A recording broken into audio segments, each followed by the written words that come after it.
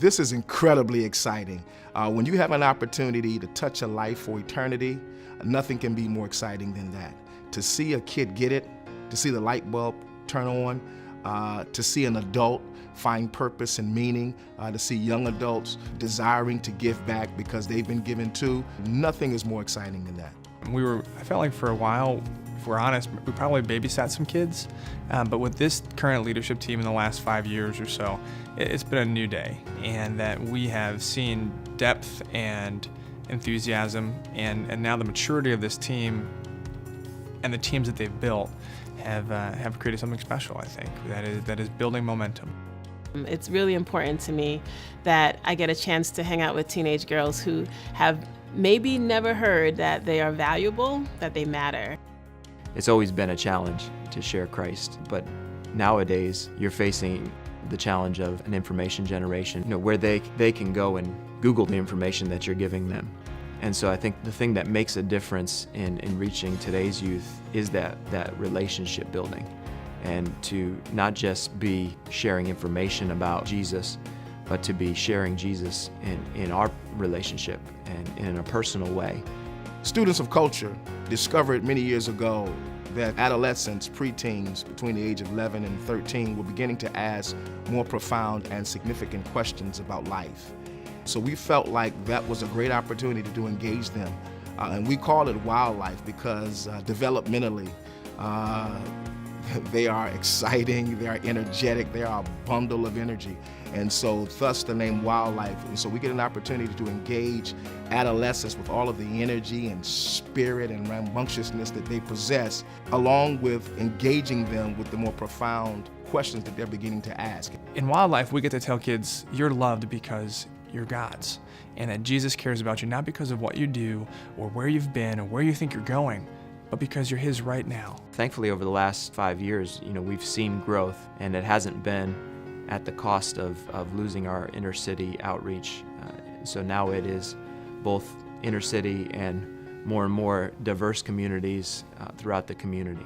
That's our aim in Young Life, for high school kids to come to a place where they can be safe and be themselves and have fun and think about the deeper questions in life and know that there's a God who loves them desperately. Basketball is a huge piece, and it's funny for me. I always played basketball growing up, and I thought it was all about my desire to play basketball, and it was all for my purpose and all of that. And for me personally, God had a much bigger plan, and this was it. I don't think you can stay in this very long if you don't really have a true and sincere love for seeing kids come to know Jesus. That means getting involved in every aspect of their life, or being willing to and wanting to know their story, be at the things that are important to them, showing up in places where it's important to them. Oh man, Young Lives, it's a ministry. It's a program that's designed to tell young moms that we love you, that you have value, that you have significance, that the child that you were allowed to give birth to has great purpose. So we go into the schools on a regular basis. We go weekly, and we are building relationships. We're having fun activities. We're teaching about self-esteem, life skills, job readiness. We might be baking cookies or something fun, but we get a chance to build relationships with teen moms and with these teachers as well. And I want to create some new headlines for young moms. I really believe that the role that I play, the role that all the leaders play, is that we're a voice for teenage mothers, that people would know, that they would know how amazing they are, right? And how courageous these women are. And so I want to do that for more girls. I want to see more of the community rallied around these young moms. And so our only purpose, and my only purpose in serving Young Lives, is to serve Jesus. I get a chance to meet Jesus in this process. He says, when I serve the least of these, I serve Him.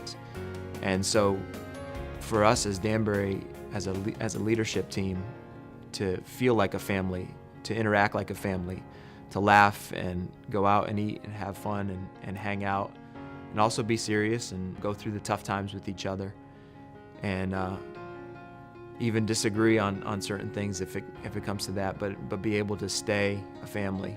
This is what I was born and designed to do. I am passionate, and I feel called to kids, families, and communities. And so this is what I do. This is what gets me up in the morning. No alarm clock. We've still got a ways to go to get into every corner of this community, but we're marching that way and we're gathering steam, so we're pretty excited about that.